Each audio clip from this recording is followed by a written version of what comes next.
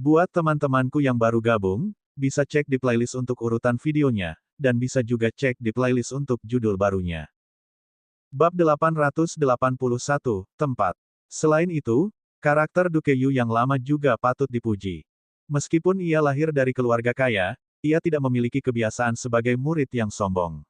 Sebaliknya, ia memperlakukan orang dengan sopan dan rendah hati serta lembut. Dia berkali-kali lipat lebih baik daripada pria bertopi bambu yang kasar itu. Si tua Yu berjalan mendekat sambil tersenyum, dan semua jenius di dekatnya memberi jalan kepadanya, menatapnya dengan penuh hormat. Siapa di kota Liangzhu yang tidak tahu nama Santo Bintang 9? Yang disebut Putra Suci 9 Bintang adalah nama dari 9 orang yang mempunyai kultivasi tertinggi di kota Liangzhu. 9 bintang anak suci setiap generasi berbeda-beda. Misalnya, generasi sebelumnya diwakili oleh Di Guiyi, Hua Wenlei, dan Night Demon Qiong. Generasi saat ini diwakili oleh Yu Tingtong, Yu Gougong, dan lainnya. Aku benar-benar iri pada Sein Bintang 9. Seorang pemuda berkata dengan iri. Berhentilah bermimpi. Jika kau ingin menjadi Sein Bintang 9, kau harus bisa bergabung dengan Aula Sein Bintang 9. Teman wanita di sampingnya menyerang tanpa ampun. Tempat perlindungan Bintang 9 adalah organisasi yang didirikan oleh Raja Liang 1000 tahun yang lalu. Tujuannya adalah untuk menyediakan sumber daya terbaik bagi 9 pemuda paling berbakat di negara ini. Selama mereka dapat menduduki peringkat 10 besar di peringkat Liangzhu, mereka akan diakui sebagai 9 pemuda terkuat generasi saat ini dan kemudian diterima di Aula Suci Bintang 9. Setelah bergabung dengan tempat perlindungan Bintang 9, semua sumber daya budidaya akan disediakan oleh tempat perlindungan tersebut. Selama Liangzhu memilikinya, mereka akan mendapatkannya secara gratis. Misalnya, mutiara Dewa Luo yang hilang yang telah menyebabkan banyak keributan baru-baru ini. Berapa banyak orang yang tidak dapat memperolehnya dan terjebak pada transformasi ke-9 tingkat bintang tengah, tidak dapat maju. Namun, 9 pemuda teratas dari tempat perlindungan bintang 9 tidak memiliki masalah seperti itu. Tempat perlindungan akan mengambil inisiatif untuk mengirim mutiara Dewa Luo yang hilang kepada mereka. Anak suci dengan 9 bintang itu sungguh patut diirikan. Dengan senyum lembut, Yu Gougong berjalan ke depan Zhao Yunxi dan berkata kepada pelayan, Li Zong, tolong jelaskan kepada resepsionis bahwa kesempatan tantanganku akan dialihkan kepada Nona Zhao. Baik, tuanku. Li Zong tersenyum. Namun, Zhao Yunxi tidak dapat menghargainya dan berkata, tidak perlu, giliranku segera tiba. Dia bisa saja menunggu 2 jam lagi. Mengapa dia harus berutang budi pada lelaki tua Gu? Nona Zhao, Anda tidak perlu bersikap begitu sopan kepada saya, kata Yu Gougong sambil tersenyum. Zhao Yunxi terdiam, ekspresinya sangat dingin, dan dia memiliki sikap yang membuat orang menjaga jarak. Adipati tua Yu sudah terbiasa dengan hal ini. Dia tidak mengerti mengapa Zhao Yunxi tiba-tiba bersikap antipati terhadap laki-laki. Baiklah, aku memang bersikap kasar. Karena masih ada waktu, mengapa aku tidak memberikan Nona Zhao beberapa petunjuk tentang kultivasinya? Kata Yu tua. Para pemuda di sekitarnya semua menampakkan ekspresi iri. Zhao Yunxi tidak lagi sama seperti sebelumnya. Tidak disangka dia bisa menerima bimbingan dari Sein 9 bintang. Hah, aku tak perlu memikirkan berkah macam ini dalam hidupku. Hati Zhao Yunxi juga tergerak. Dia tidak kekurangan bimbingan dari para tetua, tetapi dia kekurangan bimbingan dari para ahli di generasi yang sama.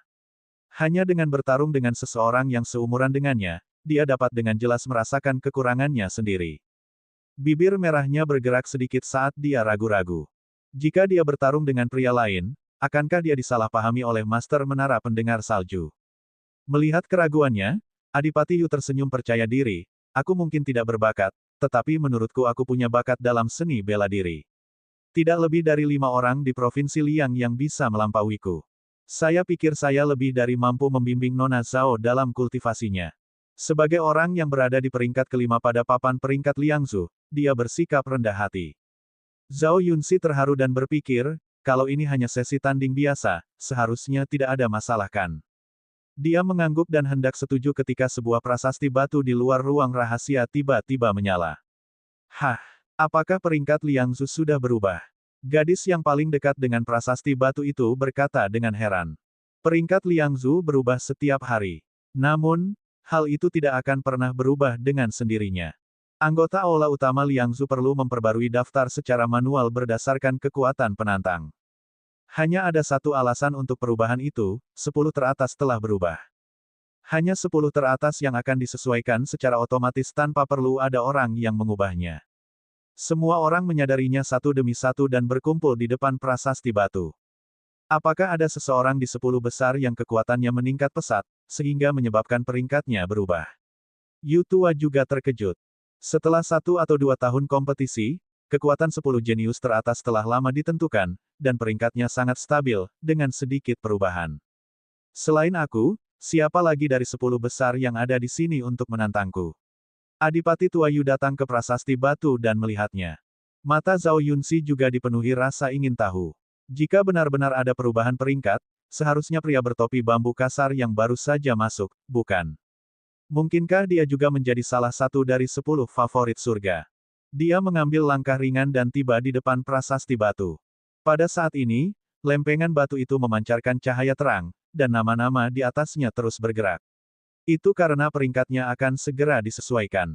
Yu Gougong mengusap dagunya dan melihat 10 nama teratas. Nona Zhao, menurutmu siapa yang akan naik peringkat? Zhao Yunxi melihat ke 10 teratas dan berkata, seharusnya 3 terakhir, kan? Pada peringkat Liangzu, semakin tinggi peringkatnya, semakin besar pula kesenjangan kekuatan antara para jenius yang peringkatnya lebih rendah dan lebih tinggi. Kalaupun ada perubahan dalam peringkat, kemungkinan besar perubahan itu terjadi pada orang-orang yang peringkatnya lebih rendah. Menurutku, seharusnya Mo Daolan. Yu Gougong setuju. Dia melihat ke posisi ke-9 dalam daftar peringkat Liangzu dan mendesah, sejak dia bergabung dengan tempat perlindungan bintang 9, hati Mo Daolan menjadi lebih bersemangat. Dia akan berkumpul dengan teman-temannya sepanjang hari dan waktu yang dihabiskannya untuk berkultivasi telah berkurang banyak. Aku sudah mengingatkannya agar berhati-hati terhadap kesombongan dan kecerobohan, tetapi dia tidak mendengarkan. Wajar saja kalau dia disusul oleh posisi ke-10, Yu Gougong menggelengkan kepalanya. Zhao Yunxi merasa analisisnya masuk akal. Sayang sekali, bakat Mo Daolan tidak buruk, tapi hatinya terlalu lemah, kata Yu Gougong dengan menyesal. Ketika dia berkata demikian, cahaya pada prasasti batu itu berubah dari putih menjadi jingga merah. Peringkat yang akan berubah adalah merah. Semua orang berkata, yang memerah seharusnya Mo Daolan, kan? Analisis Tuan Muda Yu sangat masuk akal. Dialah yang paling mungkin kehilangan peringkatnya. Ya, itu dia. Kemudian, warna merah jingga berubah menjadi warna merah tua yang menutupi ke-10 nama tersebut. Setelah 10 napas, cahaya merah berangsur-angsur surut, dan lempengan batu kembali ke keadaan tenang aslinya. Yang tertinggal hanyalah sebuah nama yang bersinar merah, mengambang tenang di atas lempengan batu. Mata semua orang tertuju pada Mo Daolan peringkat ke-9, tetapi namanya tidak berubah sama sekali. Sebaliknya, mereka bisa melihat cahaya merah samar dari sudut mata mereka. Mereka mendongak dan pupil mata mereka mengecil. Bagaimana itu mungkin? Sebenarnya, itu Tuan Muda Yu. Apakah ada masalah dengan prasasti batu itu? Yu Gougong juga menatap nama merahnya dengan kaget. Dia sedikit terkejut dan ekspresinya sedikit tidak percaya. Mata Zhao Yunxi membelalak kaget. Itu benar-benar Tuan Muda Yu. Dia adalah favorit surga peringkat kelima pada generasi saat ini, seorang naga di antara manusia. Berapa banyak orang di dunia yang dapat bersaing dengannya? Yu Gougong tidak bisa menahan diri untuk tidak melihat ke arah anggota istana dan bertanya, apa yang terjadi? Kali ini, bahkan seluruh anggota balai istana pun tercengang, wajah mereka kosong. Dengan kekuatan Yu Gudong, bagaimana mungkin peringkatnya turun?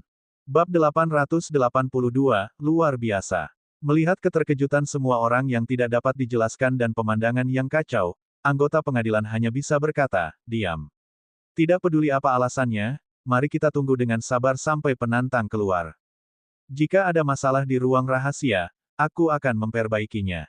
Jika penantangnya kuat, saya juga akan mengonfirmasinya. Saya akan memastikan bahwa peringkat Liangzu adil.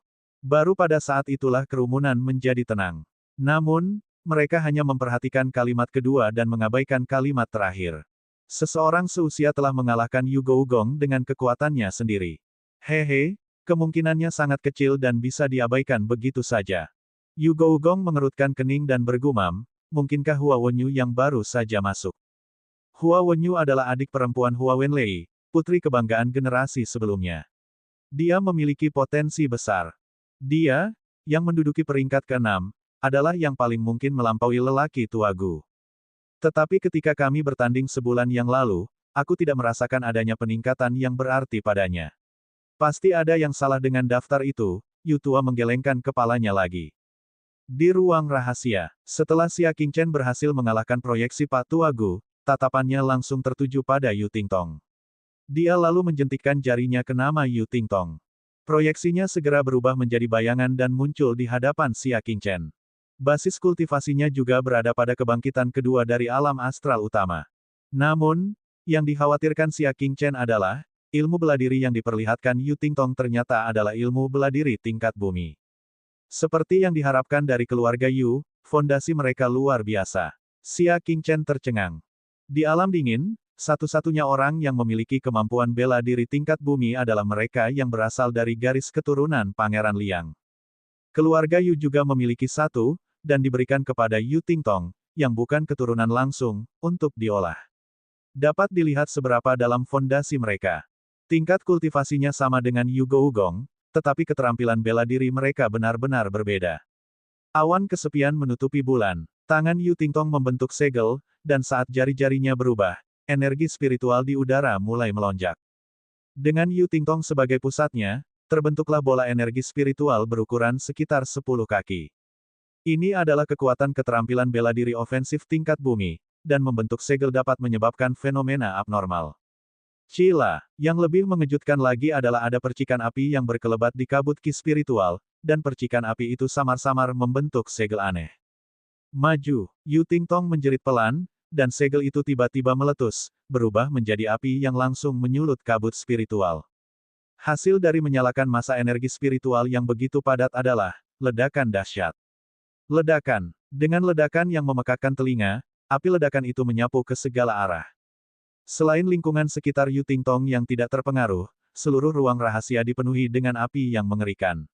Selain itu, disertai dengan gelombang kejut yang sangat kuat yang mengguncang ruang rahasia yang tertutup rapat itu. Di bawah kekuatan yang mengerikan itu, ruang rahasia yang terbuat dari berlian mulai bergetar hebat. Dinding batu itu terpanggang merah oleh burung gagak api, dan bahkan dunia luar dapat merasakan suhu tinggi di ruang rahasia itu. Ini adalah awan kesepian. Yu Tingtong menutupi bulan. Yu Gougong mundur beberapa langkah, wajahnya penuh keterkejutan, seseorang menantang proyeksi Yu Tingtong. Tatapan mata anggota aula istana juga serius saat dia mencela, apa yang dipikirkan pria bertopi bambu itu. Dia benar-benar berani menantang Yu Tingtong. Seberapa kuat tempat ketiga pada daftar peringkat Liangsu. Jika dia menantang mereka dengan gegabah, dia pasti akan berakhir dengan cedera serius atau kematian. Apakah pria bertopi bambu itu sudah gila? Yu Tingtong bisa ditantang. Dia seharusnya sudah mati, kan? Di antara rekan-rekannya, hanya 2 orang yang peringkatnya lebih tinggi darinya yang mampu menahan satu pukulan dari Yu Tingtong dan tidak mati. Saat kerumunan sedang berdiskusi, proyeksi Yu Tingtong di ruang rahasia juga berhenti menyerang. Sosoknya menjadi sedikit ilusi, yang disebabkan oleh konsumsi energi yang besar. Tidak mudah untuk melakukan keterampilan bela diri tingkat bumi. Keterampilan ini memiliki persyaratan yang sangat ketat untuk mengolah kekuatan bintang yang sebenarnya. Jika kekuatan bintang tidak cukup kuat, melakukannya secara paksa hanya akan menguras tubuh seseorang. Proyeksi itu terengah-engah dan menatap lautan api di langit, bergumam, sudah berakhir. Namun tiba-tiba, dia mengangkat kepalanya dan menatap lautan api lagi, pupil matanya mengecil. Api di langit diserap dan direduksi, seolah-olah ada lubang tanpa dasar yang melahap api dengan ganas, menyebabkan api membentuk pusaran yang berputar. Ketika dia menoleh, lautan api memantulkan sosok manusia. Sosok itu tidak lain adalah sang penantang, Xia Qingchen. Kamu berani menggunakan keterampilan bela diri tingkat bumi tanpa mempelajarinya. Xia Qingchen berbicara dengan acuh tak acuh. Dia memegang tungku di tangannya, dan di dalamnya ada bayi api surgawi dengan kaki bersilang. Bayi itu membuka mulutnya dengan santai untuk menelan api di langit. Ketika semua api telah dilahap, bayi api langit bersendawa. Proyeksi Yu Tingtong sangat mengejutkan. Kedua tangannya membentuk segel sekali lagi, bersiap untuk menggunakan awan tunggal yang menutupi bulan lagi. Namun, sebelum dia bisa melepaskannya, Xia Qingchen melangkah maju dan berkata dengan tenang, ayo kembali dan berkultivasi dulu. Dengan ujung jarinya, kekuatan bintang yang luar biasa dahsyat menembus inti proyeksi. Teknik gerakannya terlalu cepat, dan kekuatan bintangnya terlalu kuat. Proyeksi itu bahkan tidak bisa menahan dan hancur menjadi cahaya neon di tempat. Xia Qingchen menggelengkan kepalanya. Dia menduduki peringkat pertama di peringkat Sky Moon. Dia menduduki peringkat ketiga di peringkat Liangsu. Dia biasa saja. Kekuatan bulan yang menyelimuti awan kesepian memang dahsyat. Sayangnya, Yu Tingtong baru mempelajarinya sedikit. Itu hanya penampakan dan tidak memiliki kekuatan sebenarnya untuk menyakiti orang. Untuk menggambarkannya dalam 4 kata, itu mencolok tanpa substansi. Setelah mengalahkan Yu Tingtong, tatapan Xia Qingchen beralih ke atas, dan mendarat di peringkat pertama peringkat Liangsu. Orang itu adalah seorang kultivator bernama Fei Ran.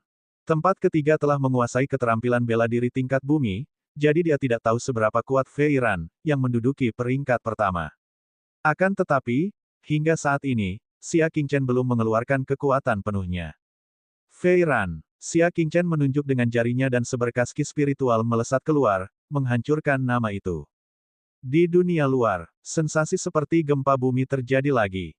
Prasasti batu peringkat Liangzu telah berubah untuk kedua kalinya. Cahaya yang menyilaukan keluar dari lempengan batu itu. Apa? Peringkatnya? Peringkatnya berubah lagi. Pada saat ini, Yu Tua benar-benar kehilangan semangat untuk dekat dengan Zhao Yunxi. Emosinya sepenuhnya dikendalikan oleh prasasti batu itu. Matanya dipenuhi dengan keterkejutan saat dia menatap prasasti batu itu tanpa berkedip. Keributan tadi disebabkan oleh Yu Tingtong. Sekarang prasasti batu itu berubah, itu hanya bisa berarti bahwa pangkat Yu Tingtong telah turun. Namun, ini tidak mungkin benar. Berbagai jenius dari wilayah dingin telah melalui banyak putaran seleksi. Favorit surga sejati telah lama terkenal di seluruh dunia. Bagaimana mungkin ada orang asing yang melampaui Yu Tingtong? Benar-benar ada masalah di ruang rahasia, kan? Mulut Zhao Yunxi terbuka lebar. Yu Tingtong akan dikalahkan. Itu mustahil, tidak peduli bagaimana dia memikirkannya. Sepertinya ada masalah sebenarnya dengan ruang rahasia itu. Benar sekali. Tidak apa-apa jika peringkat Tuan Muda Yu turun, tetapi peringkat Yu Tingtong pun turun. Ini tidak bisa diterima. Bahkan para anggota istana pun curiga. Ada yang salah dengan peringkat Liangzu hari ini. Tampaknya kemungkinan besar ada masalah. Mereka tidak tahu bahwa di dalam ruang rahasia, Xia Qingchen sudah bertukar pukulan dengan Fei Ran yang berada di posisi pertama. Ledakan. Di ruang rahasia, kedua bayangan itu mundur begitu mereka saling bersentuhan. Kaki Xia Qingchen mengetuk beberapa kali berturut-turut dan berdiri dengan kokoh. Sedikit keseriusan akhirnya muncul di matanya. Seperti yang diharapkan dari tempat pertama. Sungguh luar biasa. Bab 883, menghancurkan segalanya. Kiroh dari 3 indera posisi astral utama mengelilingi telapak tangannya. Xia Qingchen yang sudah memperlihatkan basis kultivasi aslinya, ternyata tidak bisa mengalahkannya. Dan ini sudah langkah ketiga. Dia bisa merasakan dengan jelas perbedaan besar antara posisi pertama dan ketiga. Keduanya sama sekali tidak berada di level yang sama. Pakar bernama Fei Ran ini bukanlah masalah kecil. Basis kultivasinya juga telah mencapai 3 indera posisi astral utama, dan dia juga mengembangkan keterampilan bela diri tingkat bumi. Bukan hanya itu saja, ilmu bela diri tingkat bumi miliknya juga sangat murni, jauh lebih kuat dari Yu Tingtong. Dia meledakkan energi spiritualnya di setiap kesempatan, dan gerakannya dipenuhi aura berbahaya. Mengejutkan bahwa ada orang lain yang bisa mengajari orang seperti itu selain keluarga Yu. Xia Qingchen berkata dengan tenang. Di wilayah yang sejuk ini, siapa lagi yang bisa memiliki keterampilan bela diri tingkat bumi dan melatih pengikutnya hingga menjadi begitu luar biasa selain keluarga Yu? Sepertinya masih ada beberapa kekuatan misterius atau klan bela diri kuno yang tidak diketahui Xia Qingchen di wilayah dingin itu. Ying Dao Ge. Proyeksi itu melesat sekali lagi. Teknik gerakannya juga mencapai kecepatan 1200 kaki yang mengejutkan dengan satu langkah, tidak jauh berbeda dari Xia Qingchen. Dia memegang pisau tangan bersulam berbentuk aneh di tangannya dan bertarung di dekatnya. Ketika ia mengayunkan bilah pedangnya, terdengarlah lagu pertempuran terus-menerus, seolah-olah ribuan prajurit dan kuda tengah melangkah di sungai yang dingin. Lagu itu langsung menusuk ke hati, menyebabkan pikiran bergetar, bahkan menyebabkan kehilangan fokus. Dalam pertarungan antar ahli, satu nafas seringkali dapat menentukan hasilnya. Lagi pula, itu hanya sesaat untuk mengalihkan perhatian. Hati Xia Qingchen sudah bulat, jadi dia tidak terpengaruh oleh Warsong. Dia segera mencabut pedang patahnya dan menggunakan bilahnya untuk menangkis bilah pedang lawan. Ding! Keduanya mundur begitu bersentuhan, tetapi lawannya menggunakan keterampilan bela diri tingkat bumi, jadi bagaimana kekuatannya bisa begitu sederhana. Pada saat bilah tangan itu didorong ke belakang, kabut dingin benar-benar mengalir keluar dari bilah pedang itu, menyusup ke pedang patah milik Xia Qingchen. Pada akhirnya, pedang yang patah itu langsung tertutup es dan berubah menjadi es.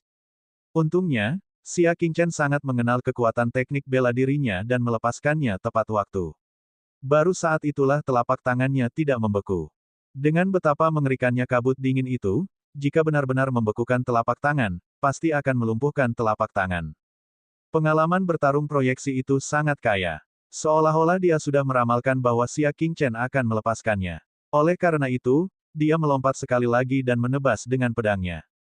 Pada saat ini, tangan Xia Qingchen seperti besi, dan mereka sangat dekat satu sama lain. Bagaimana dia bisa menghadapi pedang yang mengandung kekuatan teknik bela diri tingkat bumi? Reaksi yang bagus. Xia Qingchen memuji. Dia kemudian meraih pedang yang patah dengan ekspresi tenang. Namun, dia tidak memegangnya dengan tangan kosong. Sebaliknya, bola api surgawi yang sangat kuat terbentuk di telapak tangannya. Dengan api surgawi di tangannya, dia segera mencairkan semua es di gagangnya. Kemudian, dia memegang gagang pedang itu erat-erat dan menusukkannya ke proyeksi itu. Proyeksi seni bela diri itu terkejut. Dia sama sekali tidak menyangka bahwa tindakan Xia Qingchen yang melepaskan pedangnya sebenarnya adalah tipuan. Tujuannya adalah untuk memancing proyeksi seni bela diri itu menyerangnya. Pada saat ini, pintu proyeksi terbuka lebar.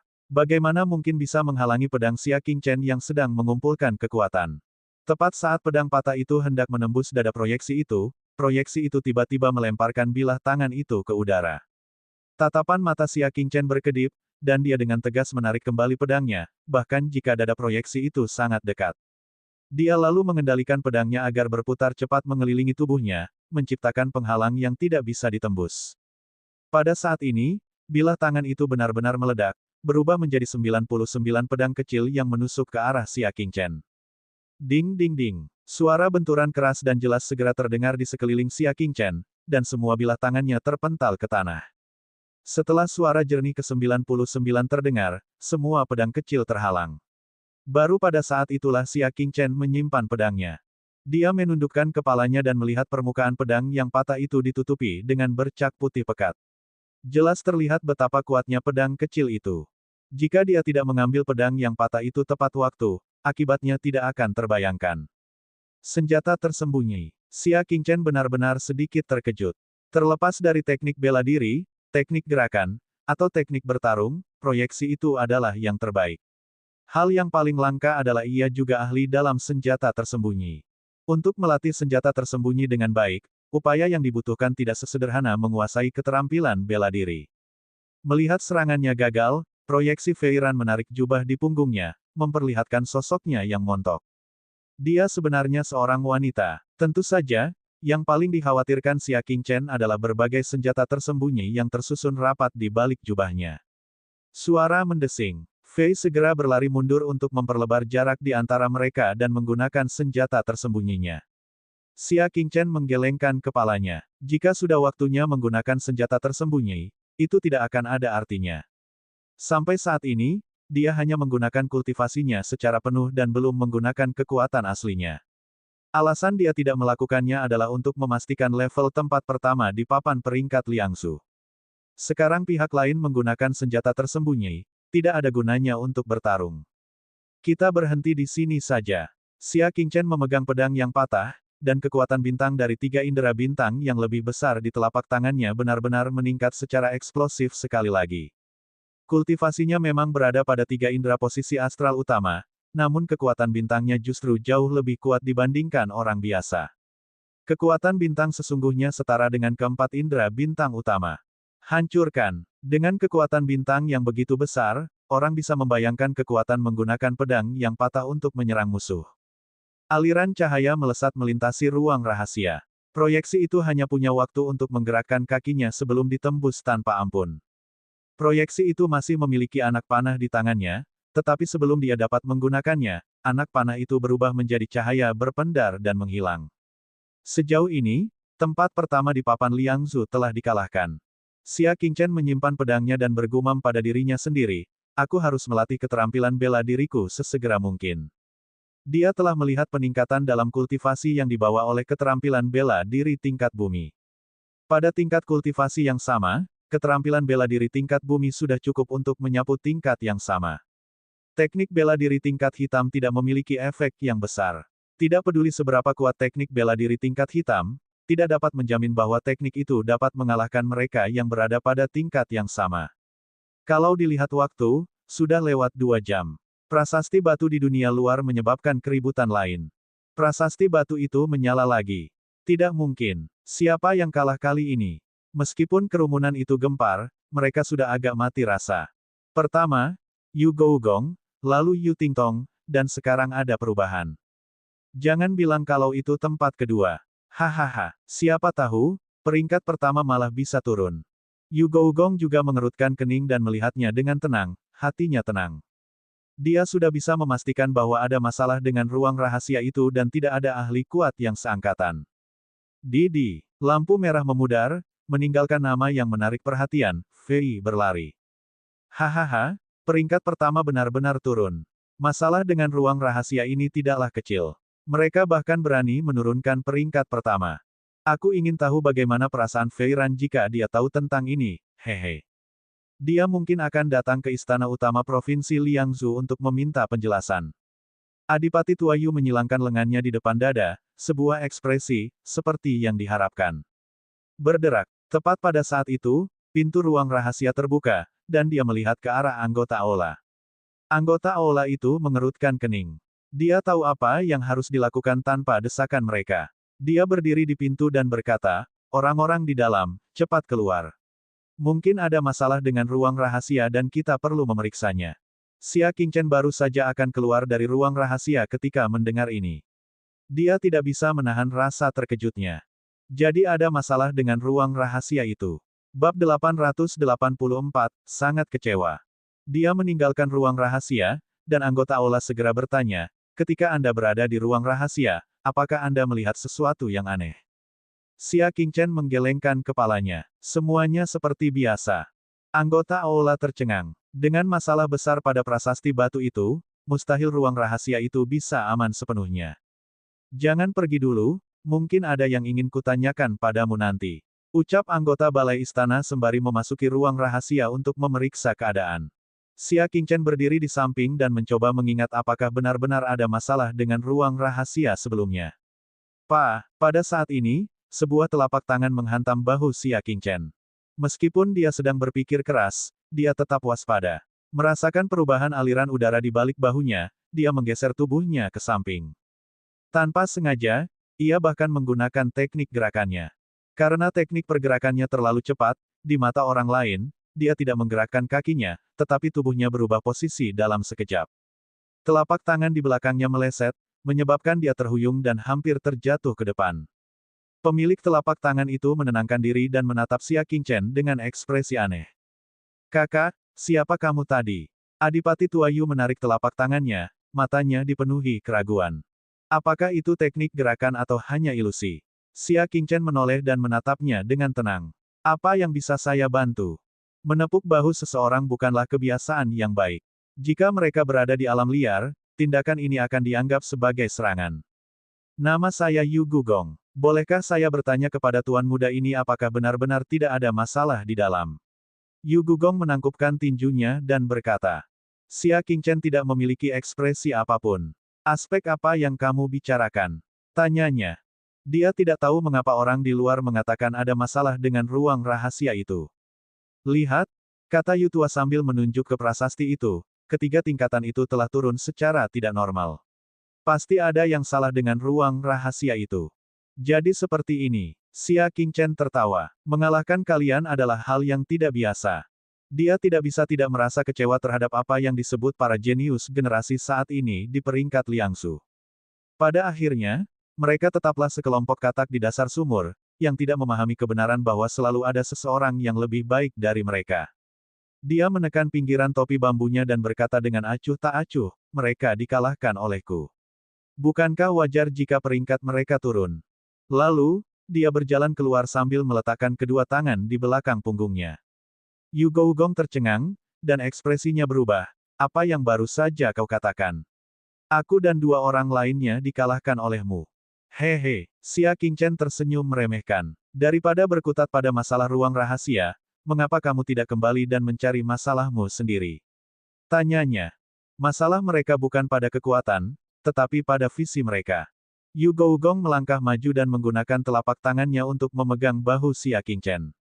Kakak, tolong tunggu sebentar. Mari kita perjelas dulu. Namun, Xia Qingchen mengangkat tangan kanannya dan menjentikkan jarinya. Seberkas kekuatan bintang mengenai telapak tangan Adipati Yu. Segera, bagaikan tersambar petir, Yu Gougong terlempar ke belakang dan menghantam dinding ruang rahasia dengan suara ledakan keras. Dia, yang menduduki peringkat kelima di daftar peringkat Liangzu, telah menderita pukulan berat hanya karena jentikan jari lawannya. Xia Qingchen meletakkan tangannya di belakang punggungnya dan berjalan keluar. Dia bahkan tidak menoleh saat berbicara, jangan terlalu memikirkan dirimu sendiri. Dunia ini luas, dan peringkat Liangzu tidak ada artinya bagimu. Setelah dia selesai berbicara, dia menghilang dari pandangan orang banyak. Adipati Tua Yu berdiri dengan susah payah. Mulutnya penuh darah, dan matanya penuh dengan keterkejutan. Saat pihak lain menjentikkan jarinya, dia merasakan kekuatan bintang yang mengerikan, jauh melebihi kekuatan miliknya.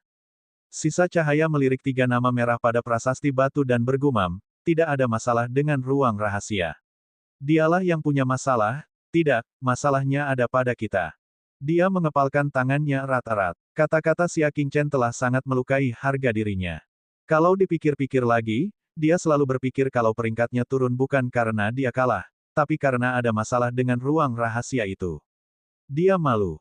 Dia benar-benar jelek seperti itu. Tuan Muda Yu, Anda baik-baik saja? Zhao Yunxi bertanya dengan khawatir. Yu Gougong melambaikan tangannya, wajahnya penuh dengan ejekan, aku baik-baik saja, tetapi aku terlalu malu untuk memberi Nona Zhao petunjuk lagi. Kultivasiku masih jauh dari cukup. Dia tidak dapat berhenti berpikir tentang bagaimana dia masih menegur Mo Daolan karena terlalu berpuas diri dan mengendurkan kultivasinya. Apa bedanya dia dengan Mo Daolan? Selamat tinggal, dia menangkupkan tinjunya. Yang ingin dia lakukan sekarang adalah kembali ke kediamannya dan terus berkultivasi. Dia tidak akan keluar kecuali dia berhasil mencapai terobosan besar. Pada saat ini, anggota Aula Istana yang mendengar keributan dan bergegas keluar memiliki ekspresi dingin dan serius. Saya sedang memeriksa ruang rahasia. Diamlah di luar. Dia tahu kalau suasana hatinya sedang tidak baik. Sebagai orang yang bertugas, dia harus bertanggung jawab jika terjadi sesuatu yang tidak beres di ruang rahasia itu. Yang membuatnya semakin khawatir adalah dia tidak menemukan masalah apapun dalam ujian tadi. Dia tidak tahu mengapa hal itu akan menyebabkan peringkat pada monumen batu menjadi tidak teratur. Pak, beginilah, seorang remaja mengingatkan dengan ramah. Mendengar ini, anggota Aula Istana tersentak. Maksudmu, lelaki bertopi bambu itu melukai Yu Gougong dengan satu jarinya. Dia bukan orang bodoh, sebaliknya, dia telah bekerja di Istana Utama Liangzu selama bertahun-tahun dan telah bertemu banyak guru. Dia tahu lebih dari siapapun apa artinya menyakiti Duke Gu dengan satu jari. Itu berarti tidak ada masalah dengan transformasi lempengan batu itu. Itu karena pria bertopi bambu itu adalah ahli yang tak tertandingi. Kalian semua, tunggu di sini. Anggota Aula menyadari bahwa ada yang tidak beres dan segera pergi ke meja depan untuk memberitahu pelayan tentang situasi di ruang rahasia. Apa, ada hal seperti itu? Pelayan itu menutupi bibir merahnya, matanya yang berbentuk almond dipenuhi dengan keterkejutan. Setelah beberapa lama, matanya berkedip saat dia berpikir, sudah kuduga, orang ini tidak sederhana. Aku akan segera memberitahu ketua Aula. Dia segera bergerak dan tiba di halaman belakang Aula utama, di depan kolam api yang penuh dengan api. Pembantu itu berdiri di depan kolam api dan membungkuk. Kepala Aula, sesuatu yang besar telah terjadi. Bahasa Huala, di kolam api beriak. Sosok menjulang tinggi yang diselimuti api berdiri, memperlihatkan separuh tubuhnya. Ada apa? Kata kepala istana dengan acuh tak acuh. Dia membuka mulutnya dan menyemburkan api, yang sangat aneh. Ada seorang pria misterius yang telah mengalahkan 3 master peringkat Liangzu dan memenangkan tempat pertama. Pelayan itu membungkuk dan berkata. Pria terbakar itu membuka matanya, dan percikan api beterbangan. Oh, siapa namanya? Nama samaran yang hanya ada kata, Sin, di dalamnya. Kata pembantu itu. Dia seharusnya orang asing, kata kepala kuil setelah hening sejenak. Dengan lambaian tangannya, dia mengeluarkan benih api yang sangat panas dari kolam api dan melemparkannya ke pembantu itu. Kejar dia dan serahkan padanya. Ya, pelayan itu dengan santai mengepalkan tangannya dan memegangnya di telapak tangannya tanpa takut panas. Pada waktu itu, Xia Qingchen telah meninggalkan aula istana utama Provinsi Liang selama 10 menit. Dia tidak kembali ke kamp militer, tetapi langsung pergi ke Istana Roh. Ada banyak orang di kamp militer, jadi tidak cocok untuk berlatih keterampilan bela diri. Namun, Istana Ling cukup besar, jadi sangat cocok. Selain itu, Istana Roh masih belum membalas dua hal yang diberikannya, Xia Qingchen tidak punya pilihan selain menanyakannya. Dia melihat sekeliling dan berbelok ke sebuah gang.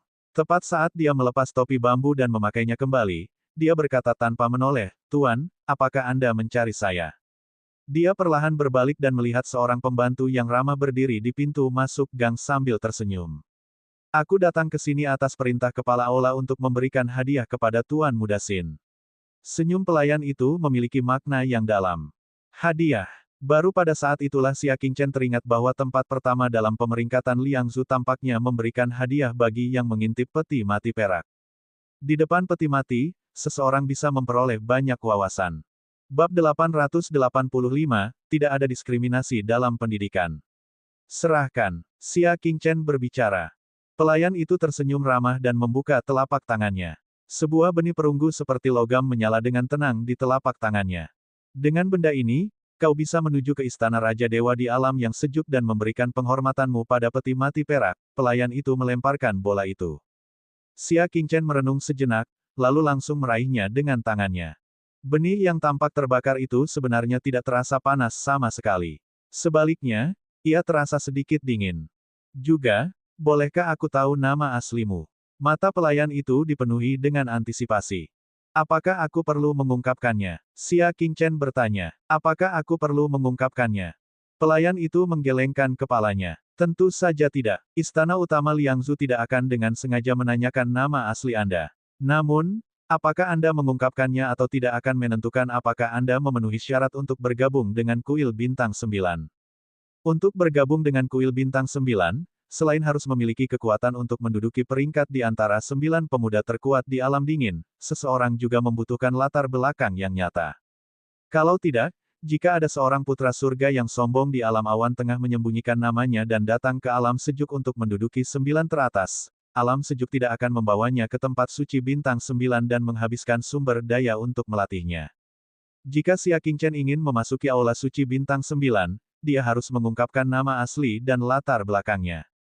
Hanya setelah kediaman Pangeran Liang memastikan bahwa mereka memang orang dari wilayah Liang, mereka dapat direkrut. Aku tidak tertarik dengan Kuil Bintang 9. Xia Qingchen tidak bertele-tele dan langsung menolaknya. Dalam hal sumber daya, Xia Qingchen bahkan memiliki lebih dari tempat perlindungan Bintang 9. Setelah dia selesai berbicara, dia mengetuk tanah dengan ujung jari kakinya dan pergi menggunakan teknik gerakannya. Pelayan itu hanya bisa menghela napas dalam-dalam. Sepertinya memang benar seperti yang dikatakan kepala aula. Dia orang asing. Sayang sekali tempat perlindungan Bintang 9 tidak memiliki bakat seperti itu. Jika dia berasal dari daerah dingin, mengapa dia perlu menyembunyikan identitasnya? Ngomong-ngomong soal itu, Xia Qingchen tiba di Istana Roh 1 jam kemudian. Di luar Istana Roh, ada beberapa ular iblis putih langka. Mereka semua bersayap di punggung dan duduk bersila di sudut. Salam, Tuan Xia. Ketika para penjaga di pintu masuk melihat kedatangan Xia Qingchen, mereka segera berlari menghampiri. Xia Qingchen menunjuk ke beberapa ular iblis. Ular-ular iblis di daerah dingin jumlahnya sangat sedikit, belum lagi ular iblis terbang. Tidak ada spesies langka seperti itu di daerah dingin. Tuanku, ini dari beberapa tamu dari suku Barbar Selatan. Kata penjaga itu. Nanman adalah nama yang digunakan wilayah Liang untuk menyebut tetangga selatannya, wilayah Launan. Itu adalah daerah terpencil, yang dipenuhi dengan daerah primitif langka di dunia manusia. Hutan menutupi seluruh daerah itu, dan binatang buas mengamuk. Sangat berbahaya untuk bepergian ke sana, dan seseorang dapat dengan mudah bertemu dengan binatang iblis yang kuat. Terlebih lagi, ada sekelompok orang yang kuat dan terlatih yang tinggal di sana, orang-orang barbar. Mereka memiliki tubuh yang kuat dan pandai bertarung. Mereka juga pandai mengendalikan binatang iblis. Mereka yang dapat mengendalikan binatang iblis dikenal sebagai penjinak binatang. Penjinak binatang biasa dapat mengendalikan binatang iblis, dan yang paling kuat dikatakan sebagai raja barbar mereka, yang dapat memimpin pasukan yang terdiri dari jutaan binatang iblis. Bayangkan betapa spektakulernya pemandangan dari pasukan binatang iblis yang berkekuatan sejuta orang itu. Bahkan jutaan manusia mungkin tidak akan mampu melawan pasukan sejuta binatang iblis. Untungnya, suku barbar tinggal di pegunungan dan jarang meninggalkan wilayah Lounan. Orang barbar, Xia Qingchen masuk dengan kedua tangan di belakang punggungnya. Begitu dia masuk, dia mendengar pertengkaran sengit di ruang tamu. Apakah para master roh di wilayah dingin begitu lemah? Kalian bahkan tidak bisa membuat senjata nirvana kecil. Jika aku tahu ini, aku akan pergi ke alam awan tengah. Sebuah suara kasar berteriak keras. Semua master roh di dekatnya memiliki ekspresi yang buruk. Bukankah ini penghinaan publik terhadap master roh di alam yang dingin? Di ruang tamu, dua pria parubaya berkulit binatang sedang berbicara dengan Li Zicheng. Salah satu dari mereka mengenakan kulit ular seputih salju dengan ikat pinggang mirip harimau di pinggangnya. Ia juga membawa kapak batu aneh di punggungnya. Meskipun wajahnya kasar, dia memiliki ketenangan yang jarang ditemukan di alam Liang dan alam Zongyun. Dia duduk di kursi dengan diam. Pria berkulit binatang lainnya memegang palu batu dan mengumpat, kita pasti buta karena mencari guru roh dari alam dingin. Saat aku kembali, aku tidak akan membiarkan itu, Qiyu Wanjin, pergi. Ternyata mereka telah direkomendasikan oleh Qiyu Wanjin untuk datang ke Istana Roh Dingin untuk memurnikan senjata nirvana. Siapa yang tahu bahwa setelah Li Zicheng melihat gambar penyempurnaan mereka, dia berkata bahwa itu terlalu sulit untuk disempurnakan. Hal ini membuat mereka merasa perjalanan mereka sia-sia dan mereka menjadi sangat marah. Li Zicheng memasang wajah masam karena tidak senang dan mendengus. Aku tidak berbakat dan memang tidak bisa memurnikan artefak nirvana yang kamu inginkan, tetapi apakah perlu bersikap kasar seperti itu? Hatinya dipenuhi amarah dan kebencian. Ketika orang-orang Nanman pertama kali datang, dia cukup bangga dengan mereka, berpikir bahwa bahkan orang-orang barbar di negara Nanman tahu tentang reputasi Istana Roh. Siapa sangka mereka begitu vulgar dan tidak tahu sopan santun.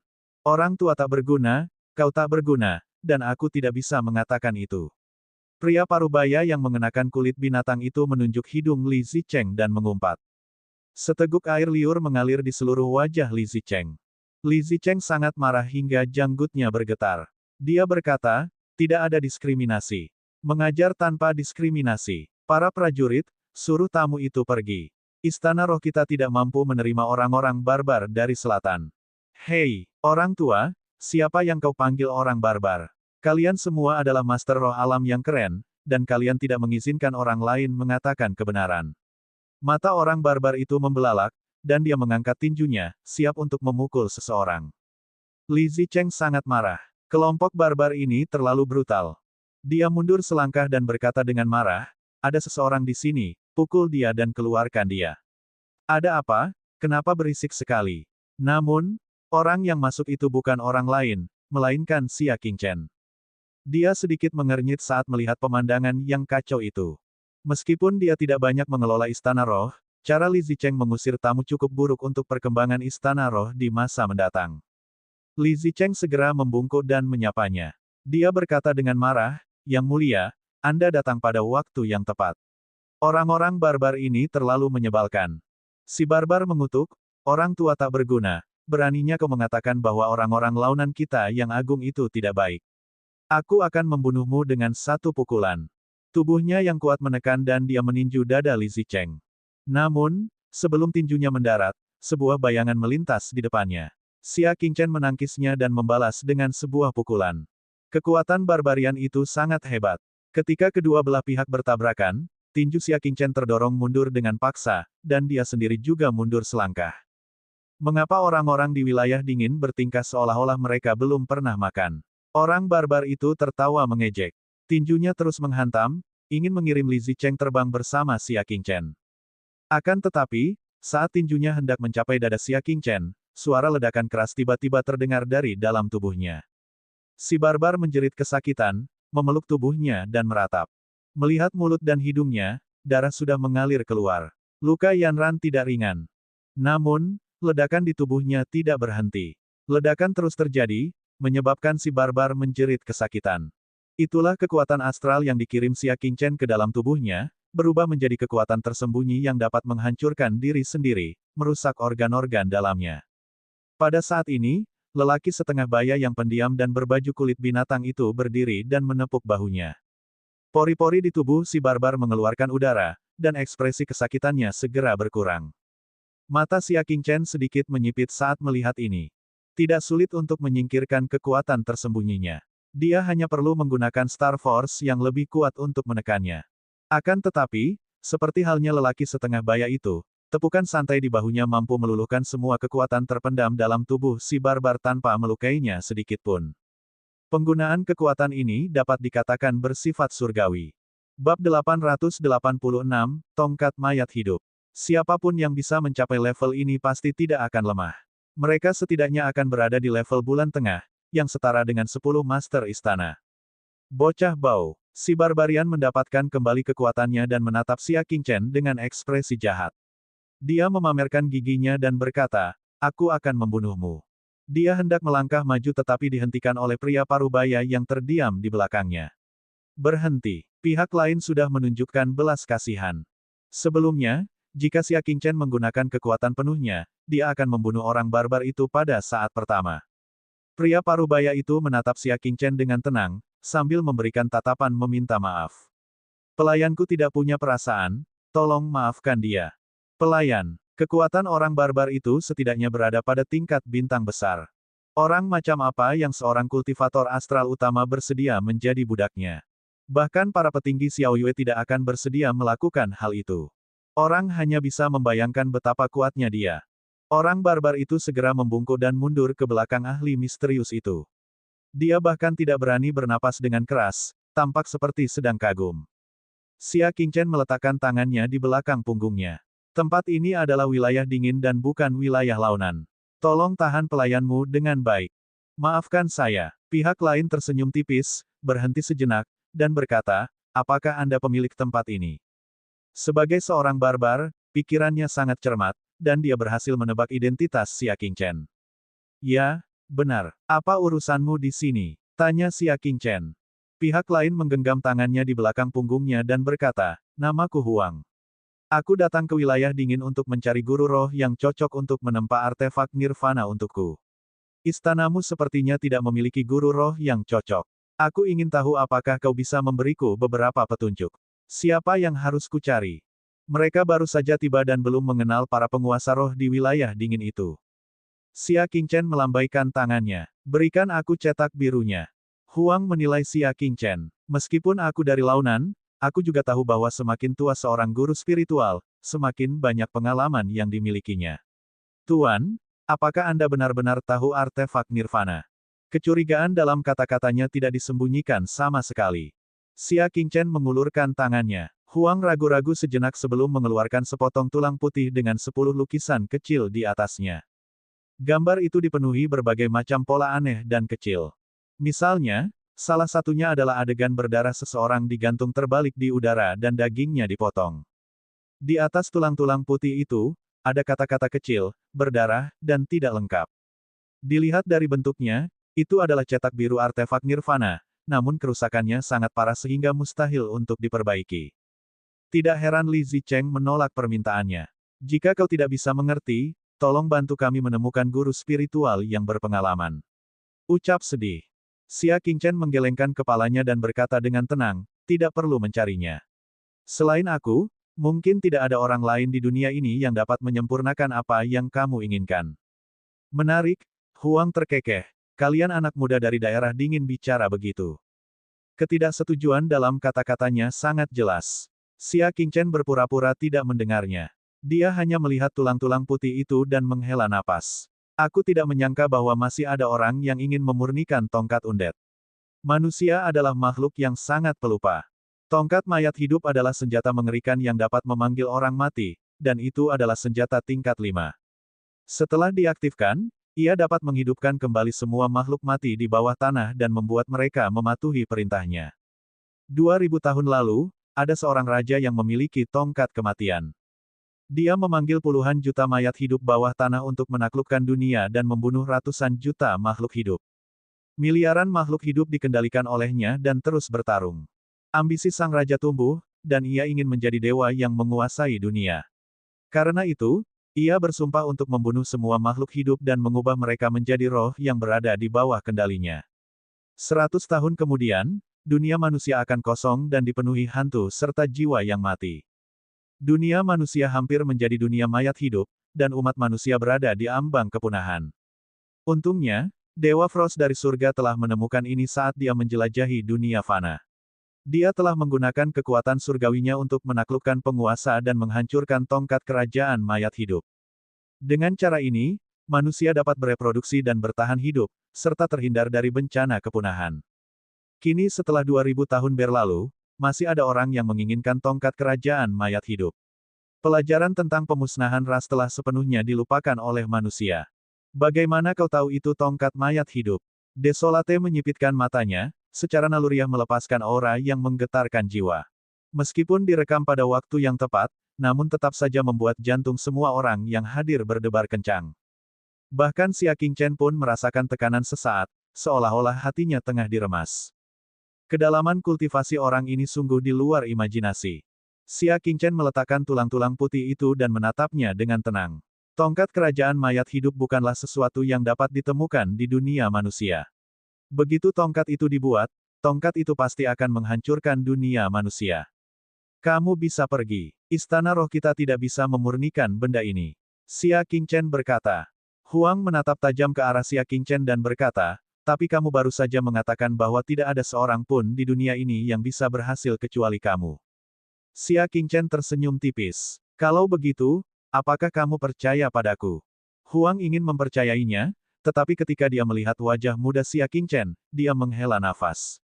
Tolong tunjukkan jalan yang jelas. Jika ada yang bisa memperbaikinya, saya pasti akan menghadiahi mereka banyak uang. Jelas, dia tidak percaya kalau Xia Qingchen mampu mengarangnya. Aku tidak ingin mengulanginya lagi, kata Xia Qingchen dengan tenang. Barang ini tidak boleh muncul lagi di dunia. Kalau tidak, kalau jatuh ke tangan orang yang punya niat jahat, pasti akan menjadi senjata jahat penghancur dunia. Kita butuh tongkat sihir mayat hidup, tapi bukan untuk menyakiti orang, kata Huang.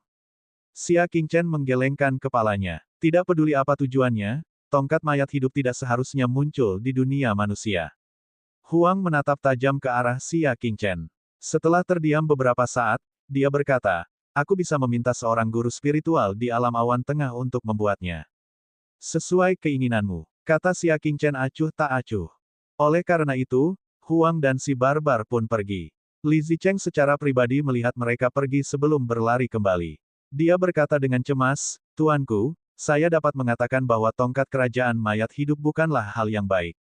Jika orang-orang barbar ini dimurnikan dari wilayah Zongyun, bukankah mereka akan menjadi bencana? Jangan khawatir, kata Xia Qingchen dengan tenang. Tidak ada seorang pun yang bisa mengarangnya. Hanya sebagian kecil metode pemurnian yang tersisa pada tulang putih, dan tidak seorang pun dapat memurnikannya. Lagi pula, bahkan jika seseorang dapat memurnikannya, bagaimana bahan untuk tongkat kerajaan mayat hidup bisa diperoleh dengan mudah?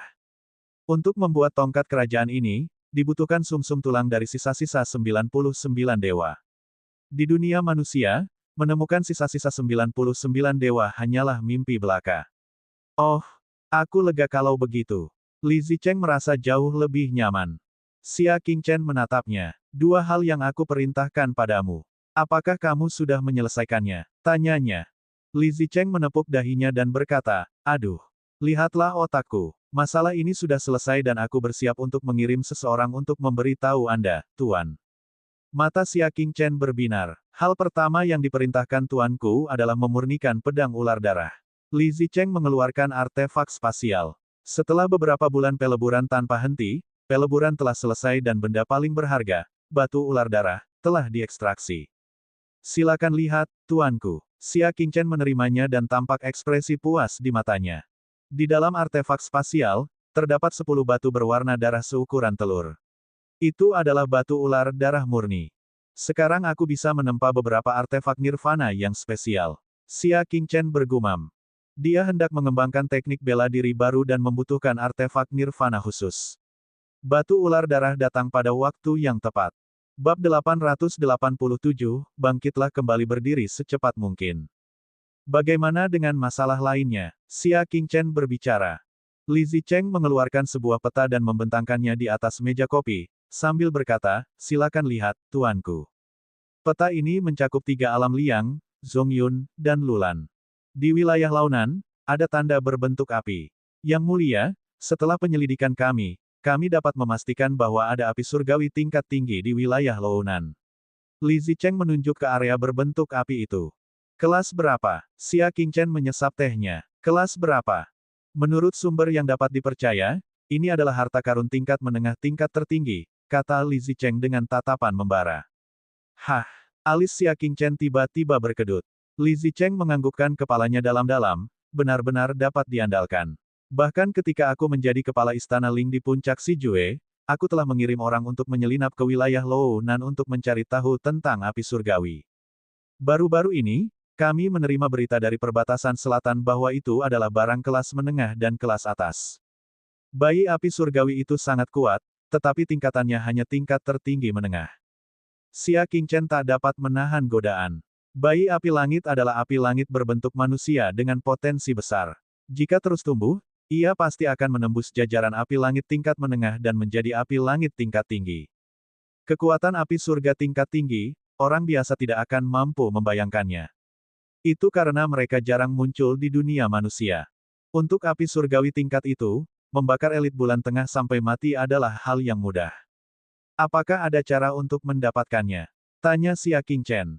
Ekspresi Li Zicheng berubah jelek saat dia berkata dengan senyum pahit, kita tidak berguna. Api ini adalah api suci wilayah launan, api keyakinan orang-orang barbar. Letaknya di tengah wilayah launan. Itu juga keluarga kerajaan suku barbar. Raja suku barbar ada di sana. Kita tidak cukup kuat untuk masuk. Raja barbar adalah eksistensi mengerikan yang dapat menyaingi Raja Liang dan Raja Zongyun. Bahkan lebih dari itu, ia dapat memanggil pasukan 10 juta binatang iblis untuk menginjak-injak semua musuh yang kuat. Siapakah yang dapat mencuri api suci dari bawah matanya? Xia Qingchen mengerutkan kening. Sungguh bukan hal yang mudah untuk mendapatkan api ini. Wilayah Lounan. Xia Qingchen teringat tongkat mayat hidup dari sebelumnya dan berkata dengan tenang, baik itu untuk api suci atau tongkat mayat hidup, perlu pergi ke wilayah Launan untuk mencari tahu. Selanjutnya, Xia Qingchen pergi ke ruang kultivasi terbesar di Istana Roh dan segera mulai mengolah teknik bela diri baru formasi pedang Dayan. Keterampilan bela diri ini berada di alam bumi tingkat menengah, dan merupakan salah satu keterampilan bela diri menengah terbaik. Yang paling berharga adalah dia adalah formasi pedang. Ada begitu banyak seni pedang dan keterampilan bela diri di dunia untuk disebutkan, dan tidak ada yang kurang dari keterampilan bela diri tingkat bumi. Akan tetapi, hanya ada sedikit keterampilan bela diri tingkat bumi formasi pedang. Itu karena berlatih formasi pedang memerlukan pengendalian pedang fondasi yang sangat khusus. Ini juga merupakan alasan mengapa Xia Qingchen memilih teknik pengendalian pedang sejati sebagai teknik bela diri tingkat bintang menengah. Hanya dengan mengendalikan pedang seseorang dapat mengendalikan formasi pedang untuk memusnahkan musuh. Dan di dunia ini, berapa banyak orang yang tahu cara mengendalikan pedang? Dari kegaduhan yang ditimbulkan Xia Qingchen setiap kali dia terbang dengan pedang, bisa dipastikan hanya ada sedikit orang. Hanya sedikit orang yang bisa mengendalikan pedang, lalu berapa banyak orang yang bisa berlatih formasi pedang? Hal yang paling menantang adalah seseorang harus membuka meridian bela diri khusus untuk menyimpan kekuatan untuk mengendalikan formasi pedang. Dalam formasi pedang, terdapat paling sedikit 3 pedang dan paling banyak ratusan. Jika dia hanya menggunakan kekuatan pegas bintang atau kekuatan tingkatan bulan, dia hanya dapat mengendalikan salah satunya. Begitu jumlah pedang bertambah, kekuatannya akan menjadi kacau. Dia tidak hanya tidak akan dapat mengendalikan formasi pedang secara fleksibel, tetapi juga akan dengan mudah menyebabkan kekuatan di tubuhnya menjadi tidak terkendali, yang sangat berbahaya. Dengan cara ini, bahkan para elit bulan tengah yang dapat mengendarai pedang terbang menyerah pada gagasan untuk mengembangkan formasi pedang. Di dunia manusia, hanya mereka yang lahir dengan garis keturunan abnormal yang dapat berlatih teknik bela diri formasi pedang. Namun, jumlah mereka dapat diabaikan. Xia Qingchen berbeda. Pada tahap awal kultivasinya, dia telah mengolah jantung surga terang gelap membuka 90 meridian minor tambahan di tubuhnya. Salah satu meridian minornya dapat beroperasi secara independen. Secara teori, ia dapat mengendalikan 90 pedang. Dulu, ketika aku mengolah hati surga terang gelap, aku juga mempersiapkan diri untuk hari ini, gumam Xia Qingchen. Rangkaian teknik bela diri yang telah dia kembangkan, dari Ki konvergensi asal, ke Ki bumi naga biru, ke teknik pengendalian pedang sejati, dan akhirnya ke formasi pedang Dayan. Itu semua adalah warisan yang membentuk suatu sistem yang lengkap. Dia memejamkan mata dan mulai mengolah keterampilan bela diri ini. Dengan 90 meridian minor sebagai fondasinya, mudah untuk mengolah keterampilan bela diri ini. Beberapa hari kemudian, ruang rahasia itu masih sepi, tetapi dunia luar sudah kacau. Sudahkah kau mendengar? Seorang pria yang tak tertandingi dan kejam telah muncul di Provinsi Liang, dan dia telah menyapu bersih semua pemuda di wilayah Liang. Tuan Muda Xin, benar. Dia menduduki peringkat pertama di papan universal dan papan Liangsu. Siapa yang tidak mengenalnya? Saya sudah mengasingkan diri selama setengah bulan, tapi dunia luar sudah terbalik. Di sebuah restoran, beberapa anak muda berusia 20-an sedang berdiskusi dengan penuh semangat. Salah satu pemuda yang lebih tua terkekeh, kamu hanya melihat bahwa semua orang di jalan membicarakan Tuan Muda Xin, tetapi kamu mungkin tidak tahu bahwa kediaman Pangeran Liang telah mengirim orang untuk menyelidiki latar belakangnya, kan? Pangeran Liang tahu. Pemuda yang baru saja keluar dari pengasingannya berkata dengan heran. Pemuda tua itu berkata dengan misterius, kau tidak tahu betapa buruknya anak suci 9 bintang dikalahkan oleh Gudong. Pihak lain hampir melukainya hanya dengan satu jari. Bagaimana mungkin Pangeran Liang tidak menghargai kejeniusan yang tak tertandingi seperti itu? Benar sekali. Bahkan di tempat pertama Feiran berada dalam posisi yang kurang menguntungkan. Feiran adalah kepala dari 9 anak Star Sein. Sungguh sulit dibayangkan. Setengah tahun yang lalu, ketika Feiran muncul entah dari mana, betapa hebatnya bakatnya. Dia mengalahkan semua ahli di dunia. Aku tidak menyangka dia akan dikalahkan oleh seseorang. Selalu ada seseorang yang lebih baik darimu. Pria muda yang lebih tua itu mendesah. Pemandangan yang sama terjadi di setiap sudut kota Liangsu. Di kamp militer, komandan sedang mengadakan pertemuan. Beberapa jenderal dan puluhan ribu Xiaoqi hadir. Dia melirik kursi Xia Qingchen yang tidak ada di sana, alisnya berkerut. Apakah Xia Wanxiao sudah kembali? Tolong beri Xia Wanxiao waktu untuk berkuda. Dia mungkin sedang tidak dalam suasana hati yang baik sekarang. Zhao Fei menghela nafas. Yuren mengerti secara diam-diam, ada yang mendesah, ada yang menggelengkan kepala. Lupakan saja, kata Panglima tertinggi. Baguslah jika dia bisa bersantai. Setelah jatuh sebegitu parahnya, dia memang butuh waktu untuk beradaptasi. Berita bahwa Xia Qingchen telah menerobos ke tahap konstelasi utama dan hanya menarik awan telah menyebar. Dia begitu terkenal sehingga banyak orang memperhatikannya. Terutama ketika Xuan Tian mengajukan pertanyaan itu, Xia Qingchen telah mengalahkan semua ahli yang setingkat dengannya di generasinya, menjadi raja muda yang memandang rendah semua orang. Saat itu, betapa bersemangatnya dia. Tetapi sekarang, dikatakan bahwa bahkan Jian Jiu, yang telah dikalahkan olehnya, sangat beruntung dapat menerobos ke kebangkitan kedua dari alam astral utama melalui pil pembuka Yuan. Kupu-kupu cahaya dan yang lainnya juga berhasil mencapai posisi bintang utama dan mencapai kesempurnaan satu indera. Mereka tidak jauh dari terobosan lainnya. Di sisi lain, setelah Xia Qingchen berhasil menembus level tersebut, kekuatannya sama sekali tidak meningkat. Dia sudah jauh lebih rendah dari mereka setelah mereka berhasil menembus level tersebut. Bahkan seorang pria parubaya mungkin tidak akan sanggup menahan perbedaan status yang begitu besar, apalagi seorang pria muda seperti Xia Qingchen. Wajar saja baginya untuk meninggalkan kamp militer untuk berjalan-jalan, dan semua orang bisa mengerti. Ya, kuharap dia bisa segera menenangkan diri. Zhao Fei mengangguk. Bab 888, Permainan Catur semakin dekat. Komandan berkata, permainan catur iblis abadi akan segera dimulai. Pasukan perlindungan kota telah memutuskan untuk mengirim seekor kuda Wan Xiao untuk menjaga keamanan dan kewaspadaan. Wan Xiaoqi yang hadir pun membusungkan dadanya, berharap bisa menarik perhatian komandan mereka. Sangat sulit bagi pasukan perlindungan kota untuk memberikan sumbangan karena kota Liangzhou terlalu damai. Tidak ada kesempatan untuk memberikan sumbangan. Dan menjaga ketertiban umum permainan catur iblis abadi adalah tugas mudah yang juga membutuhkan banyak jasa. Siapa yang tidak ingin mendapatkannya? Saya sudah memikirkannya dan memutuskan untuk mengatur agar kelompok surgawi ungu pergi, kata komandan itu. Mendengar ini, puluhan ribu kavaleri Fajar tidak bisa menahan perasaan kecewa.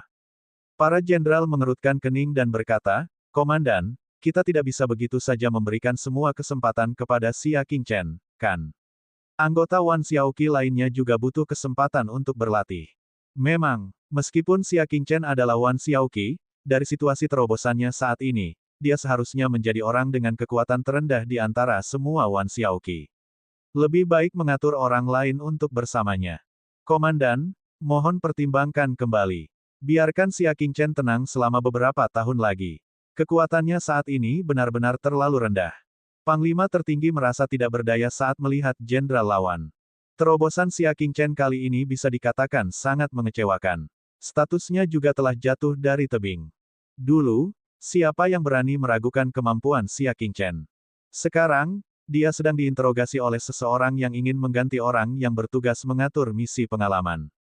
Bahkan dia, sang komandan yang ingin membantu Xia Qingchen, berada dalam dilema. Namun, tidak peduli betapa mengecewakannya Xia Qingchen, dia pernah menjadi orang yang berusaha keras untuk membalikkan keadaan dan melawan klan Yu. Komandan tidak akan bisa melupakan kebaikan ini. Panglima ini sudah memutuskan. Jangan gegabah membahas ini, kata Panglima tertinggi. Para jenderal hanya bisa tetap tenang, tetapi ketidakpuasan mereka terlihat jelas. Saat pertemuan selesai, Jenderal Utara dan jenderal lainnya kembali ke kamp berdampingan. Komandan terlalu berat sebelah terhadap Xia Qingchen. Salah satu jenderal menggerutu. Namun, tidak apa-apa jika dia bias di masa lalu. Saat itu, potensi Xia Qingchen luar biasa, tetapi dari kelihatannya sekarang, prestasinya di masa depan dalam jalur bela diri sangat terbatas. Namun, komandan lebih suka membiarkannya menyia-nyiakan kesempatan besar seperti itu dan tidak menyerahkannya kepada Wan Xiaoqi yang lain. Mungkinkah Xia Qingchen adalah salah satu bawahannya, tetapi yang lainnya bukan? Apakah dia tidak takut mengecewakan Wan Xiaoqi yang lain? Xia Qingchen benar-benar mengejutkan. Ketika Xuanji bertanya tentang Dao, awalnya aku mengira dia adalah orang pilihan surga yang tidak akan menunjukkan dirinya.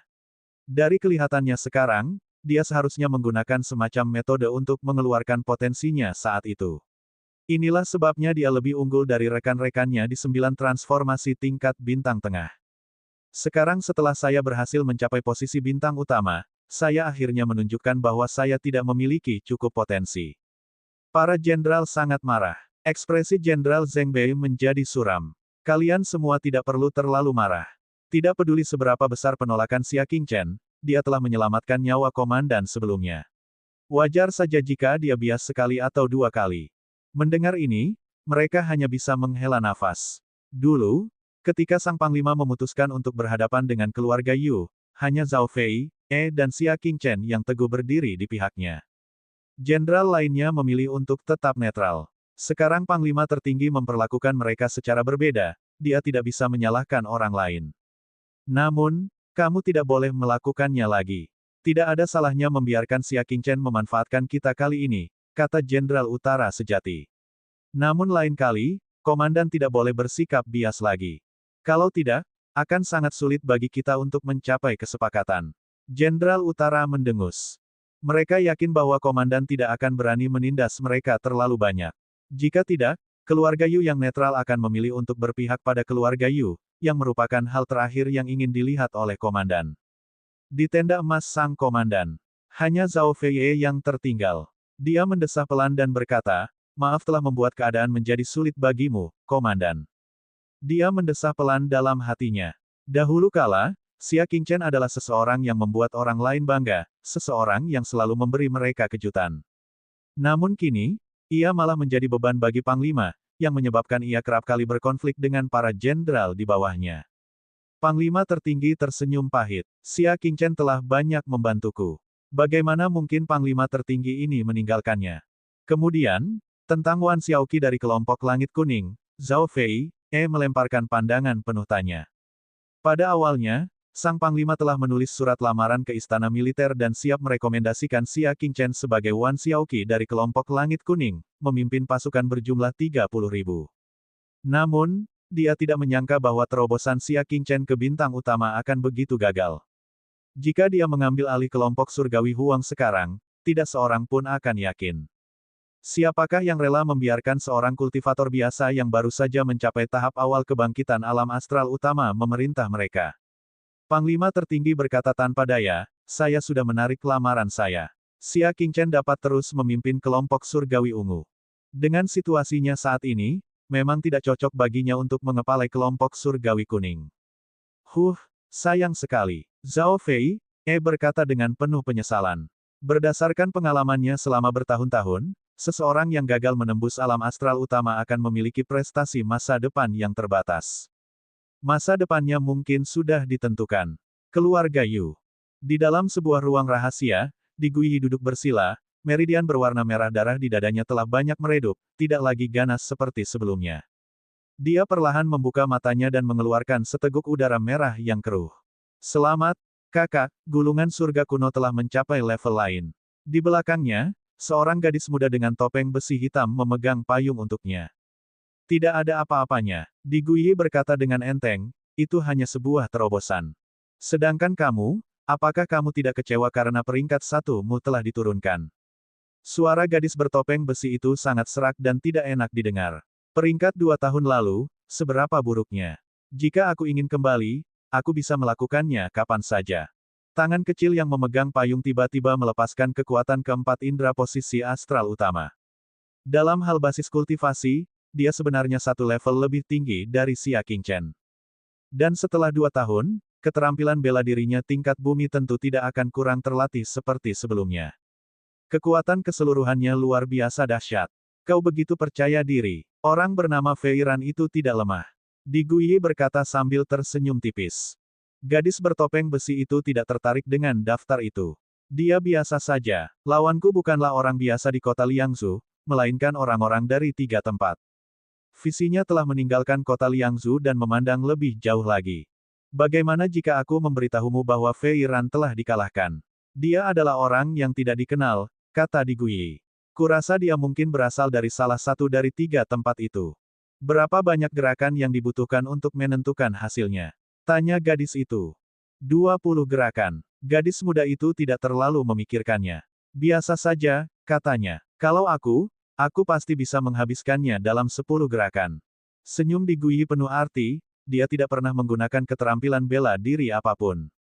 Di bawah topeng besi, mata gadis muda itu tiba-tiba bersinar, dan semangat juangnya yang ganas muncul. Siapa dia? Di Guiyi berkata, saya kira mereka berasal dari 3 tempat itu. Gadis bertopeng besi itu mengepalkan tinjunya. Sepertinya gerbang neraka telah terbuka. Orang-orang dari ketiga tempat itu tidak bisa tinggal diam lagi. Mereka siap untuk keluar. Aku sudah lama menunggu mereka. Semangat juang gadis bertopeng besi itu meluap-luap. Di Guiyi tersenyum namun tidak mengatakan apa-apa. Wanita muda ini tak lain adalah salah satu anggota keluarga Yu Yu Tingtong. Anggota klan berbakat yang tidak kalah dengan Di Guiyi. Tidak, dia bahkan lebih berbakat dari Di Guiyi. Dia sekarang berusia 19 tahun, tetapi dasar kultivasinya telah mencapai 4 indera dari alam astral utama. Bukanlah mustahil baginya untuk melampaui Di Guiyi dalam 10 tahun. Fokus saja pada permainan catur iblis abadi untuk saat ini, kata Di Guiyi. Gadis bertopeng besi itu mengangguk. Di Guiyi perlahan berdiri. Sungguh mengejutkan bahwa orang-orang dari 3 tempat itu keluar. Diperkirakan Xia Qingchen akan gagal menerobos. Dia hanya orang biasa dari Sky Moon Ridge.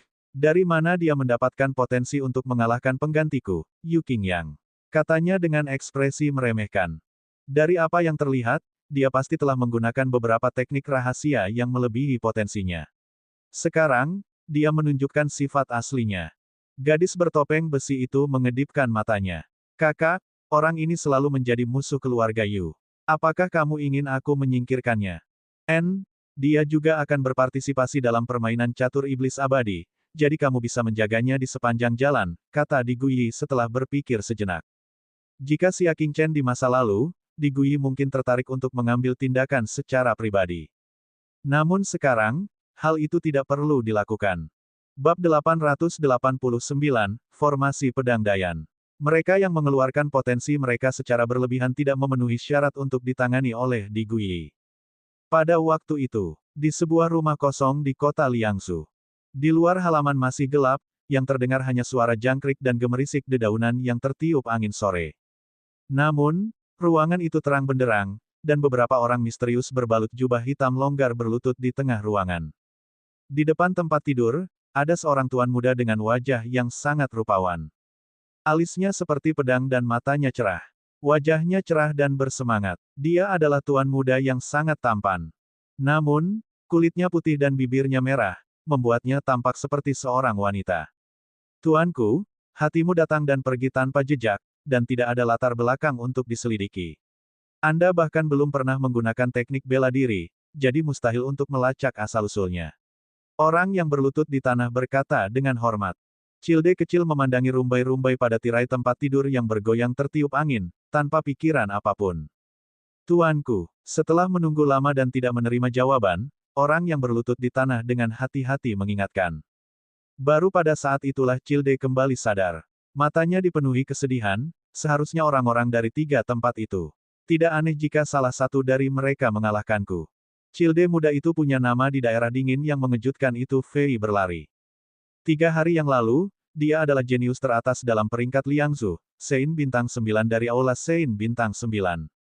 Kekuatannya sangat dahsyat, dan hanya sedikit orang yang bisa menandinginya. Tetapi, tuanku, apakah orang ini akan memengaruhi rencanamu? Orang yang berlutut di tanah berkata dengan khawatir. Feiran tersenyum, pengaruh. Dia menahan kekuatannya, jadi kapan aku menggunakan kekuatan penuhku? Ternyata proyeksi itu bukanlah kekuatan Feiran yang sebenarnya, dan dia masih menahan diri. Tidak perlu lagi peduli dengan Bai Xin itu. Kalian sebaiknya menyelidiki ini dengan benar. Apa yang terjadi dengan Xia Qingchen dari tentara barat laut yang menerobos ke alam astral utama? Apakah dia benar-benar gagal? Feiran sebenarnya mulai menunjukkan perhatiannya pada Xia Qingchen, yang belum pernah dia temui. Orang yang berlutut di tanah berkata dengan yakin, Tuanku, masalah ini disebarkan pada saat yang sama oleh Istana Militer dan Istana Junsu. Berita itu tidak mungkin salah. Terobosannya hanya memicu awan Qi. Itu adalah tingkat terobosan terendah. Setelah jeda, dia melanjutkan. Saya kira-kira bisa menebak bahwa orang ini pasti telah menggunakan suatu metode untuk menguras potensinya. Sekarang, warna aslinya telah terungkap. Orang ini tidak layak untuk diperhatikan. Tepat saat dia hendak melanjutkan, orang di sebelahnya menyikut tulang rusuknya. Dia menoleh dan menatapku dengan pandangan bertanya, kenapa kau menusukku? Yang terakhir menundukkan kepalanya dan cemberut. Orang yang berlutut di tanah itu tampaknya menyadari sesuatu. Dia mendongak dan menatap mata Feiran yang dalam dan dingin. Seketika orang yang tengah berlutut di tanah itu gemetar ketakutan dan buru-buru menutup mulutnya. Kapan giliranmu mengomentari apakah dia layak mendapatkan perhatianku? Tampar saja mulutnya. Feiran berkata dengan dingin. Orang yang berlutut di tanah tidak berani ragu dan langsung menamparkan mulutnya sendiri. Setelah menamparkan Feiran 10 kali, dia berkata, ingat, jangan meragukan Xia Qingchen lagi. Karena, kamu tidak cukup memenuhi syarat. Ya, tuanku, bawahan ini tidak berani. Orang yang berlutut di tanah itu berkata berulang kali, merasa agak getir di hatinya. Sikap yang mulia terhadap Xia Qingchen jauh berbeda dengan sikap orang lain. Dia bahkan belum mengatakan hal buruk tentang Xia Qingchen, dan dia sudah ditampar. Jika dia mengatakan hal buruk tentang Xia Qingchen, lidahnya mungkin akan dipotong. Kalian semua boleh pergi. Sudah hampir waktunya bagi perwakilan dari berbagai pihak untuk hadir. Persiapkan diri kalian. Kami akan pergi. Setelah mereka semua pergi, Feiran bersandar lemah di tempat tidur, matanya dipenuhi kekhawatiran. Kakak Qingchen, apakah kamu benar-benar telah melampaui batas potensimu? Dia mengusap wajahnya dengan lembut dan mengambil lapisan tipis kulit dengan jari-jarinya. Kemudian, dia menarik turun topeng tipis dan halus dari kulit manusia dari wajahnya. Dan di balik topeng itu, wajah wanita lembut terungkap. Wajahnya berbentuk oval, matanya bagaikan 2 batu ametis yang melankolis, berkilau dengan pesona yang lembut, dan kulitnya yang putih salju dan halus sehalus sutra. Dia memiliki hidung mancung dan bibir merah semerah buah delima, memancarkan sedikit kilau seperti kristal. Pada saat ini, matanya dipenuhi dengan emosi yang rumit, kekhawatiran, ketidakberdayaan, dan nostalgia yang mendalam. Dia tak lain adalah iblis bermata ungu yang tak pernah dilihatnya lagi sejak dia meninggalkan Sky Moon Ridge. Nama Yue Mingzu telah tertinggal di langit Moon Ridge. Sekarang, hanya iblis wanita Dark Moon yang tersisa, mata ungu. Dia menekuk lututnya, menyilangkan lengan di depan lututnya, dan meletakkan dagunya di lututnya. Suaranya dipenuhi dengan kesepian dan kerinduan yang tak terlukiskan. Saudara Qing Chen, aku benar-benar ingin bertemu denganmu lagi. Sebenarnya, sejak Xia Qing Chen menginjakkan kaki di kota Liangzhu, penyihir bermata ungu itu sudah mengetahui setiap gerakannya. Apa saja yang telah diperbuatnya, di wilayah mana ia berkultivasi, di istana mana ia bergabung, jabatan apa yang telah diperolehnya, dan di kekuatan mana ia berasal, semuanya diketahuinya. Dia diam-diam memperhatikan Xia Qing Chen setiap saat. Melihatnya bertumbuh, maju, dan meraih ketenaran, dia merasa lebih bahagia daripada jika dia memiliki segalanya. Dan mengetahui bahwa ia gagal menembus posisi bintang utama, ia merasa lebih sedih daripada orang lain. Seolah-olah dialah yang gagal. Namun, dia telah menyamar sebagai Feiran dan sedang menjalankan misi, jadi mereka tidak bisa bertemu. Aku akan mencari saudara Qing Chen setelah aku menyelesaikan urusanku. Mata penyihir bermata ungu itu dipenuhi dengan tekad. Pada saat itu, jika kamu benar-benar menjalani kehidupan yang biasa, aku akan menyerahkan segalanya dan menemanimu mengarungi sungai dan danau. Aku tidak akan pernah peduli dengan dunia lagi. Hembusan angin bertiup kencang, mengangkat rambut hitam lembutnya dan mengangkat tirai tempat tidur berbahan tule. Segalanya tenang. Tirai tempat tidur terbuka, namun tak ada lagi sosok cantik di tempat tidur itu, yang ada hanya seorang wanita cantik. Istana Roh, ruang rahasia. Postur tubuh Xia Qing Chen saat duduk bersila sudah tertutup debu. Tiba-tiba, beberapa dengungan pedang meledak dari tubuhnya, dan gumpalan ki pedang tiba-tiba meletus dari pori-porinya. Puff! Debu di permukaan tubuhnya beterbangan ke udara, berubah menjadi awan debu. Formasi pedang Dayan. Xia Qing Chen membuka matanya dan membentuk segel dengan tangannya. Kekuatan bintang di tubuhnya memadat menjadi banyak rune terang. Rune itu melingkari tubuhnya. Saat ia menggunakannya terus-menerus, 8 rune terbentuk. Formasi, aktifkan. Dia memukul tanah dengan tangan kanannya, dan 8 rune menempel pada batu-batu di tanah. Di bawah kendali sigil, semua batu terbang ke udara dan menyusun diri membentuk pola Tai Chi. Basmi. Di bawah perintahnya, 8 batu itu saling bersilangan dan terbang dengan kecepatan tinggi, meninggalkan jejak bekas dan menyebabkan udara meledak dengan cepat. Saat mendongak, yang tersisa hanya bayangan di susunan pedang itu. Xia Qing Chen mengeluarkan sepotong biji keras dari artefak nirvana spasialnya dan melemparkannya ke dalam formasi pedang. Akibatnya, biji tersebut hancur berkeping-keping oleh bayangan-bayangan yang saling terkait tepat saat dilempar ke dalam. Kalau ada orang di dalamnya, mereka pasti akan hancur berkeping-keping. Terlebih lagi, ini hanya menggunakan batu. Jika itu adalah pedang, kekuatannya akan beberapa kali lebih mengerikan.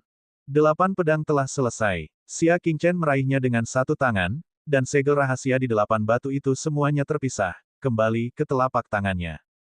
Batu-batu itu kehilangan kendali atas sigil dan jatuh satu demi satu, hancur menjadi partikel-partikel. Ketika formasi pedang Dayan dikultivasikan secara ekstrim, itu adalah serangan serentak dari 64 pedang.